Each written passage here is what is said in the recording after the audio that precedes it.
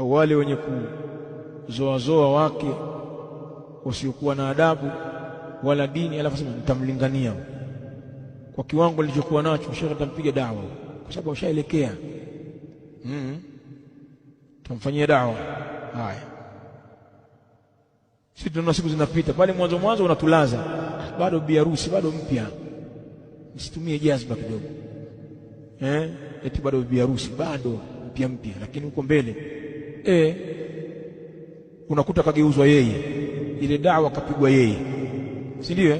Kwa sababu wakati mwingine mwanadamu yanamtokea mambo ya yeye kushindwa kujinasua, ajiingiza kwa mwanamke muovu, alafu Allah anakadiria baada ya kumuoa tu ukampenda kweli kweli, au akawa ana mambo adimu ambayo ndio ilikuwa mambo yako, ilikuwa muda mwingi kila unavooa upate, mara umeangukia buyu la asali. Hapo usikilizi shekhe wala khatibu wala nani, yule ndio shehe wako. Wasikilize hao, utanikosa. Sio kama nawasikiliza wanachonga sana.